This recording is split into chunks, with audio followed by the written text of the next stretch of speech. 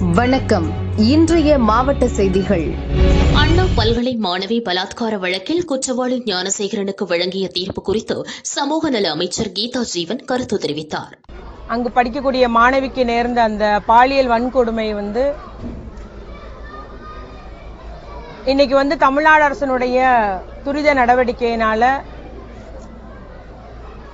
அந்த நீதிமன்றத்தில் நடைபெற்ற அந்த வழக்கு இன்னைக்கு வேகமாக முடிக்கப்பட்டு 5 மாதத்திற்குள்ளாக டிசம்பர் 23ஆம் தேதி நடந்த அந்த நிகழ்வுக்கு இன்னைக்கு தீர்ப்பு வழங்கப்பட்டிருக்கு. ஞானசேகரன் அவருக்கு 30 ஆண்டுகள் அந்த ஆயுள் தண்டனை வழங்கப்பட்டது பெண்களை இழிவாக கருதி போக பொருளாக எண்ணி, ஏன்னா உடல் வலிமையிலே பெண்கள் வலிமை குறைந்தவர்கள் தான், அதை வைத்து அவர்களை மிரட்டுவது, பாலியல் வன்கொடுமை செய்யும் அந்த சமூக விரோதிகளுக்கெல்லாம் இது சரியான பாடமாக இருக்கும். நம்முடைய மாண்பு முதலமைச்சர் அவர்கள் கூறியது போல வேகமாக நடவடிக்கை எடுக்க வேண்டும், இந்த வழக்கு விரைந்து நடவடிக்கை எடுத்து அந்த குற்றவாளிக்கு தண்டனை வாங்கி கொடுக்க வேண்டும் என்று கூறியது போல இன்னைக்கு சரியான தண்டனையை தமிழ்நாடு அரசு, அது நம்முடைய தமிழ்நாடு அரசினுடைய காவல்துறை, நம்முடைய மாண்பு முதலமைச்சருடைய உத்தரவுப்படி விரைவாக இன்னைக்கு நீதிமன்ற தீர்ப்பு பெறப்பட்டுள்ளது. ஒரு சரியான ஒரு நடவடிக்கையாக கருதப்படுகிறது. பெண்கள் இனி தைரியமாக புகார் கொடுக்கலாம். நம்மை பாலியல் கொடுமைகளுக்கு உள்ளாக்கும் ஆண்களை பற்றிய புகார் தர முன் வருவார்கள். பெண்கள் மத்தியில் இன்னும் ஒரு விழிப்புணர்வு ஏற்படும் என்பதை நான் இங்கு கூறிக்கொள்ள விரும்புகிறேன். தமிழகத்தில் இன்று பல விமான நிலையங்களில் இருந்து சென்னைக்கு செல்லும் விமான கட்டணங்கள் பல மடங்கு உயர்ந்தது. இது பயணிகளிடையே அதிர்ச்சியை ஏற்படுத்தியது. குறிப்பாக மதுரை, தூத்துக்குடி, திருச்சி, கோவையில் இருந்து சென்னைக்கு செல்லும் விமான கட்டணம் பல மடங்கு உயர்ந்து பயணிகள் வயிற்றில் புளியை கரைத்தது. வழக்கமான நாட்களில் மதுரை டு சென்னைக்கு செல்ல நபருக்கு 4542 ரூபாயாக இருந்த கட்டணம் ஒரே நாளில் 18,000 ரூபாயாக உயர்ந்தது.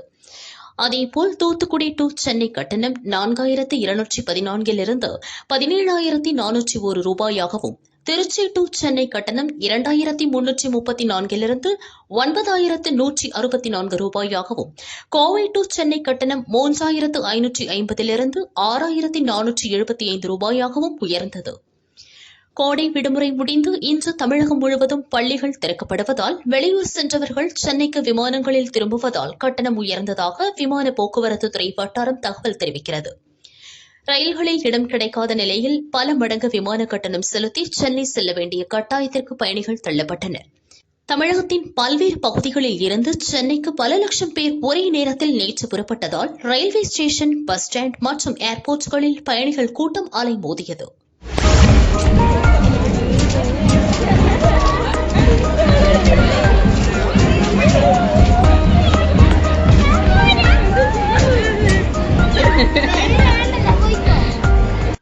கோடை விடுமுறைக்கு பின் தமிழகம் மற்றும் கேரளாவில் பள்ளிகள் திறக்கப்பட்டன. தமிழக கேரள எல்லைப் பகுதியான பாரசாலை பாரதிய வித்யாபீடம் பள்ளியில் மாணவர்களையும் பெற்றோர்களையும் ஆசிரியர்கள் திலகமிட்டு ஆரத்தி எடுத்து வரவேற்றனர். மாணவர்கள் ஆசிரியர்கள் காலில் விழுந்து ஆசி பெற்றனர். மாணவர்களுக்கு இனிப்புகள் வழங்கப்பட்டன. துவக்க விழா நிகழ்ச்சியில் குத்து விளக்கேற்றி பாரத மாதா, சரஸ்வதி தேவி படங்களுக்கு மலர்களால் அர்ச்சனை செய்யப்பட்டது.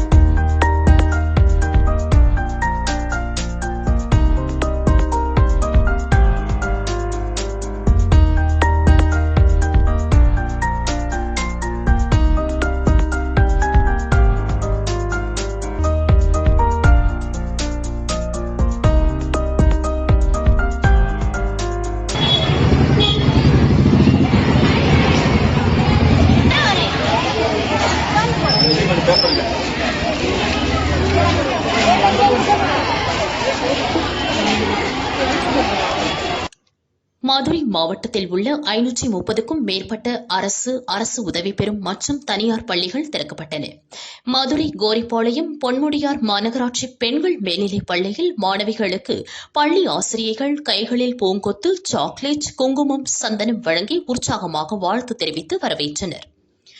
கோவிட் முன்னெச்சரிக்கை நடவடிக்கையாக பள்ளி வளாகம் முழுவதும் கிருமி நாசினி தெளிக்கப்பட்டு பள்ளியில் தேவையான அடிப்படை வசதிகள் செய்யப்பட்டன.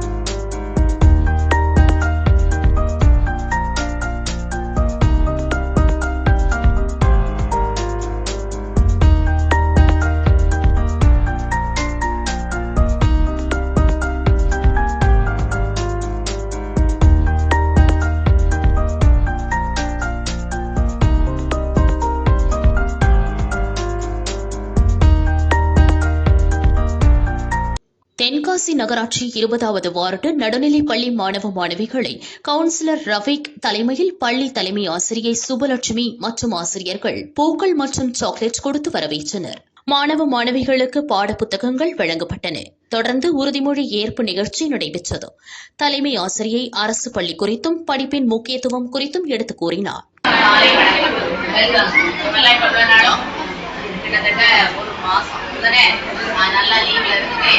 ஜாலியா வீட்டுல இருந்து பள்ளியினுடைய முதல் துவக்க நாள், அதாவது 2025-26 கல்வியாண்டினுடைய முதல் தொடக்க நாளாக நீங்க டேட் என்ன?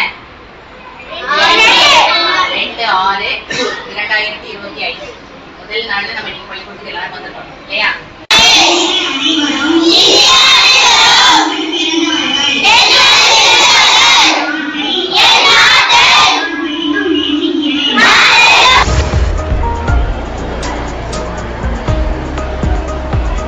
தமிழகத்தில் கோடை விடுமுறை முடிந்து இன்று பள்ளிகள் திறக்கப்பட்டன. மாணவர்கள் 2 மாத விடுமுறைக்கு பின் உற்சாகத்துடன் பள்ளிக்கு வந்தனர். பெற்றோர்கள் தங்களது குழந்தைகளை அரவணைத்து முத்தமிட்டு நிகழ்ச்சியுடன் பள்ளிக்கு அனுப்பி வைத்தனர்.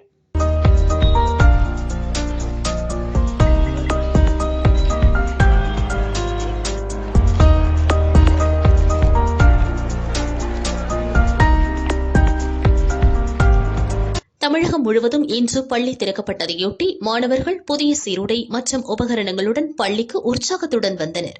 திருப்பூர் அரசு பள்ளியில் ஆசிரியர்கள் மாணவிகளுக்கு உற்சாக வரவேற்பு அளித்தனர்.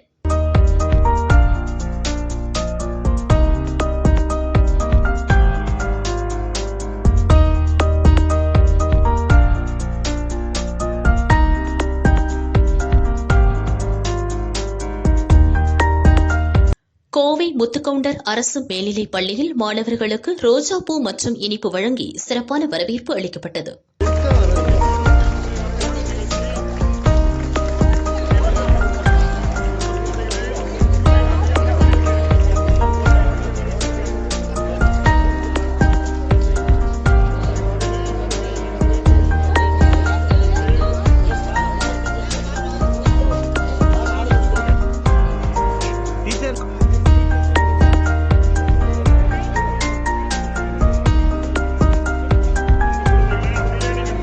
கரூர் மாநகராட்சி மேல்நிலைப் பள்ளி தலைமை ஆசிரியை உமா இவர் பள்ளிவாசலில் நின்று மாணவர்களுக்கு வணக்கம் வைத்து வரவேற்றார்.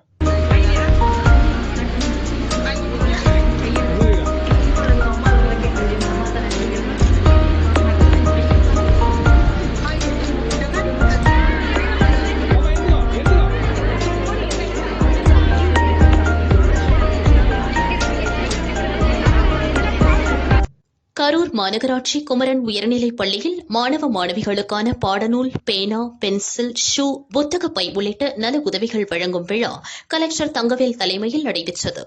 MP ஜோதிமணி உள்ளிட்ட பலர் கலந்து கொண்டனர்.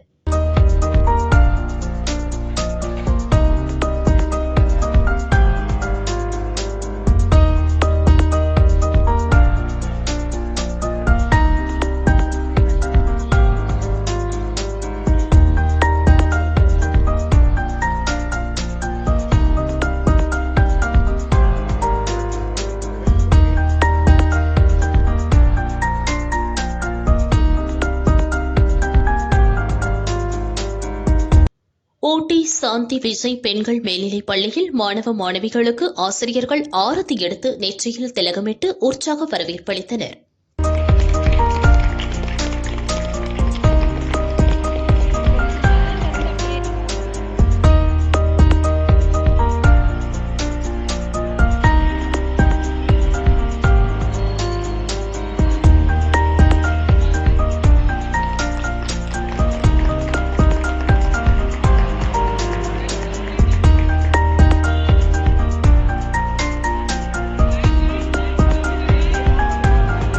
பொள்ளாச்சி பெண்கள் மேல்நிலைப் பள்ளியில் மாணவ மாணவிகளுக்கு புத்தகம், சீருடை மற்றும் புத்தகப்பை வழங்கப்பட்டது.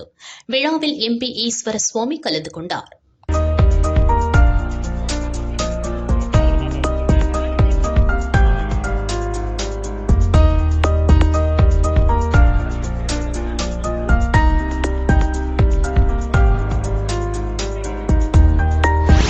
தஞ்சாவூரில் தமிழக காவிரி விவசாயிகள் சங்க பொதுச் செயலாளர் PR பாண்டியன் மாவட்ட நிர்வாகிகளுடன் ஆலோசனை நடத்தினார். தொடர்ந்து அவர் செய்தியாளர்களை சந்தித்தார். இதனை எதிர்த்து தீவிரமான போராட்டத்தில் களமிறங்கிய நிலையில் உச்சநீதிமன்றத்தில் வழக்கு நிலுவையில் இருக்கிறது. வழக்கு முடிவுக்கு வரவில்லை. இந்த நிலையில் மரபணு திருத்தப்பட்ட விதை என்கிற பெயரில் தமிழ்நாட்டிலே ஆய்வுக்கு தமிழக அரசிடம் ஒப்புதல் பெற்றிருப்பதுதான் மிகப்பெரிய அதிர்ச்சி அளிக்கிறது. எனவே தமிழ்நாடு அரசு இந்த மரபணு திருத்தப்பட்ட விதைகள் குறித்து முழுமையான ஆய்வுகளை மத்திய அரசு மேற்கொள்ளாமல் வெளியிட்டிருக்கிறது. எனவே தமிழக அரசு நமது வேளாண் துறை வல்லுநர்கள் கொண்ட ஒரு குழுவை அமைத்து இந்த மரபணு திருத்தப்பட்ட தொழில்நுட்பம் குறித்தான நெல் குறித்து பயன்கள், சாதக பாதகங்கள் குறித்து முழுமையாக அறிக்கையை வெளியிட வேண்டும். குறிப்பாக இந்த திருத்தப்பட்ட மரபணு மாற்று விதைகளால் மண்வளம் பாதுகாக்கப்படுமா, உற்பத்தி பெருக்கப்படுமா, உற்பத்தி செய்யக்கூடிய உணவு அரிசி மனிதனுக்கு நஞ்சில்லாத உணவாக அமையுமா என்கிற கேள்வி எல்லாம் எழுந்திருக்கிறது. எனவே அது குறித்து ஒரு வல்லுநர் குழு அமைத்து தமிழ்நாடு அரசு ஆய்வு செய்ய வேண்டும். காப்பீடு திட்டம் விவசாயிகளால் பயன்பெற முடியாத நிலை நீடிக்கிறது. காலநிலை மாற்றத்தால் ஓரிரு மாதங்கள் பெய்ய வேண்டிய மழை ஓரிரு மணி நேரங்களில் கொட்டி தீர்க்கிறது. இதனால் இந்த ஆண்டு கோடை சாகுபடி பயிர்கள் பருத்தி, எள் உள்ளிட்ட அனைத்து பயிர்களும் முழுமையாக அழிந்திருக்கிறது. வாழை உள்ளிட்ட தோட்டக்கலை பயிர்களும் அழிந்திருக்கிறது. இதுவரையிலும் அதற்கான எந்த காப்பீட்டுக்கான நிவாரணம் அறிவிக்கப்படவில்லை. குறிப்பாக திருவாரூர், தஞ்சாவூர், நாகப்பட்டினம் மாவட்டங்களில் காப்பீடு செய்த விவசாயிகளுக்கு இழப்பீடு வழங்க இயலாது என்று பட்டியலை வெளியிட்டிருக்கிறார். எள்ளுக்கும் அதேபோல உளுந்து பயிறு, பருத்திக்கு கிராமங்களை புறக்கணித்து 5 கிராமங்கள், 6 கிராமங்கள், 8 கிராமங்கள் என்கிற அடிப்படையில் ஒரு மாவட்டத்திற்கு வெளியிட்டிருக்கிற பட்டியல் வன்மையாக கண்டிக்கத்தக்கது. பாதிக்கப்பட்ட பயிர்கள் குறித்து முழுமையான கணக்கெடுப்பு நடத்தி உரிய இழப்பீடை பெற்றுத்தர வேண்டும் என்பதெல்லாம் வலியுறுத்தி வருகிற 3ஆம் தேதி காவிரி டெல்டா மாவட்டம் தழுவிய அளவில் திருவாரூரில் மிகப்பெரிய முற்றுகை போராட்டத்தை மாவட்ட ஆட்சியர் அலுவலகம் முன்னால் நடத்த இருக்கிறோம். பள்ளிக்கூடம் கெட்டிட்டு தான் இது கொடுப்பாங்க. எங்களுக்கு 3வது வருஷம் சாதனை கெட்டாம கிடப்புல கிடக்க வேண்டி நாங்க லட்சி கொடுக்கோம். எவ்வளவு பெரிய அசிங்கமா இருக்கு. இதை கமிஷனர்கிட்ட படுத்திருப்பு நாங்க கோரிக்கை வச்சிருக்கோம். பள்ளிக்கூடம் இதாயிருச்சு. எல்லா பிள்ளையும் ஒன்னா விட முடியுமா? ஒரே பாத்ரூம்ல ஆம்பளை பிள்ளையும் பொம்பளை பிள்ளைகளையும் இன்னும் கட்டி முடிக்கல. நான் இதே பாதம் முன்னாடி போய் தான் ஒன்னும் நடக்க போறதில்ல, பின்னாடி போயே நடக்க மாட்டேங்குது. திருநெல்வேலி மாநகராட்சி மணக்காவலம் பிள்ளை நகரில் மாநகராட்சி நடுநிலைப் பள்ளி உள்ளது. 200க்கும் மேற்பட்டோர் படிக்கின்றனர். இங்கு ஒரே ஒரு டாய்லெட் மட்டுமே இருந்தது. இதை மாணவர்கள் மற்றும் ஆசிரியர்கள் பயன்படுத்தி வந்தனர். கடந்த 30 ஆண்டுகளாக அடிப்படை வசதிகள் இன்றி மாணவர்கள், ஆசிரியர்கள் சிரமமடைந்து வருகின்றனர். இதை கருத்தில் கொண்டு கடந்த 3 ஆண்டுகளுக்கு முன் பள்ளிக்கு கூடுதல் கட்டிடம் கட்டும் பணி துவங்கியது. ஆனால் 3 ஆண்டுகள் கடந்தும் பணிகள் முடியவில்லை. இதை கண்டித்து அப்பகுதி திமுக கவுன்சிலர் இந்திரா தலைமையில் பொதுமக்கள் போராட்டத்தில் ஈடுபட்டனர். பள்ளி கட்டிடம் நிறைவடையாத விரக்தியில் பொதுமக்களுக்கு லட்டு வழங்கி தங்களது எதிர்ப்பை பதிவு செய்தனர். இது பாளையங்கோட்டை மண்டலம் வார்டு வந்து 7வது வார்டு. இதில் ஒரு பள்ளிக்கூடம் டெண்டர் விட்டு கிட்டத்தட்ட 3 வருஷம் ஆச்சு. நாங்கள் வருஷம் போராட்டம் பண்ணிக்கிட்டே இருக்கோம். போராட்டம் பண்ணுற டைமில் எங்கள் மேலே ஒரு எஃப்ஐஆர் கேஸ் உள்ளது. இது 3ஆவது வருஷம் சாதனை. பார்த்துக்கோங்க, இந்த சாதனையை பாருங்கள். நீங்கள் நாங்கள் நேற்று இந்த நேரத்து போய் அதிகாரிட்ட போய் சொன்னால் நீங்கள் கம்பி கொண்டு இறக்கிருக்காங்க, இந்த போட்டுட்டு போயிடுவாங்க. இது இந்த ஒரு 4 வகுப்பறை தான் கட்டணும். இதுக்கு 3 வருஷம் ஆயிருக்கு. அப்போ இன்னும் 1 வருஷம், 4வது கட்டத்துக்கு இன்னும் 1 வருஷம் பார்த்துக்கோங்க. இது இந்த சாதனை, அதாவது 3ஆவது வருஷம் சாதனைக்காண்டி நாங்கள் லட்டு கொடுப்போம். பார்த்துக்கோங்க, இது எங்களோட சாதனை, 3ஆவது வருஷம் சாதனை. இது கெட்டாத, அது இந்த பள்ளிக்கூடத்தை கெட்டாதனால இது ஒரு நாங்கள் எல்லாரும் இனிப்பு வழங்குவோம். அதாவதுங்க கேவலமாக இருக்கு. இந்த எல்லாரும் பள்ளிக்கூடம் கெட்டிட்டு தான் இது கொடுப்பாங்க. எங்களுக்கு 3ஆவது வருஷம் சாதனை கெட்டாம கிடப்புல கிடக்க வேண்டி நாங்கள் லட்சம் கொடுக்கோம். எவ்வளோ பெரிய அசிங்கமாக இருக்குது. இதை கமிஷனர்கிட்ட பல திருப்பி நாங்கள் கோரிக்கை வச்சுருக்கோம். அவர் எங்கள் மேலே 3 எஃப்ஐஆர் கேஸ் போட்டிருக்காரு. கவுன்சிலர் ஆகி 3 கேஸை போட்டது தான் மிச்சம். கேஸை கரெக்டாக போடுறாங்க, ஆனால் அந்த வேலை இன்னும் முடிக்கல. ஒரே கழிவறையில் தான் இன்னி வரைக்கும் ஒரே பாத்ரூமில் தெலங்கானா பிள்ளையும் போகுது, ஆம்பளை பிள்ளையும் போகிறாங்க. இது 3ஆவது வருஷம் இதோட கோரிக்கை, எங்களோட கோரிக்கை. சாதனை பாருங்கள், 3ஆவது வருஷம் சாதனை. இந்த மாநகராட்சியோட சாதனை பாருங்கள். லட்டு கொடுக்கும், எவ்வளோ கேவலமாக இருக்குது பாருங்கள். எல்லாரும் பிறப்புலாக்கு தான் லட்டு கொடுப்பாங்க. உங்களுக்கு பெரிய அசிங்கமாக இருக்குது.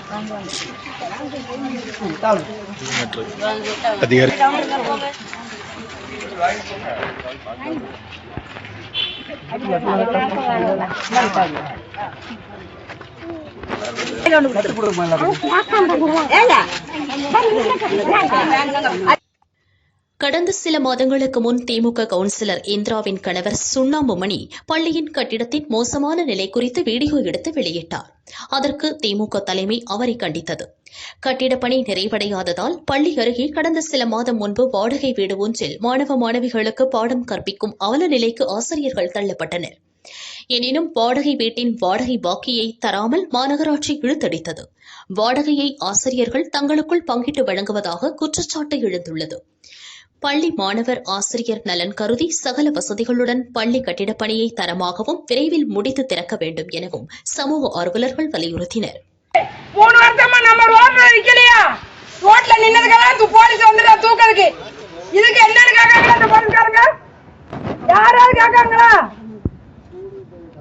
ஒருத்தரும் கேட்காம இருக்காங்க. வருஷம் 4வது வருஷம் பிறகுது, 3 முடிஞ்சு 4 பிறகு யாரு கேக்கீங்க? எல்லா மக்களும் படிக்குது. ஒண்ணு ஆணுக்கு ஒரு இது இருக்குதா? இந்த ஸ்கூல்ல ஒரு இது இருக்குதா?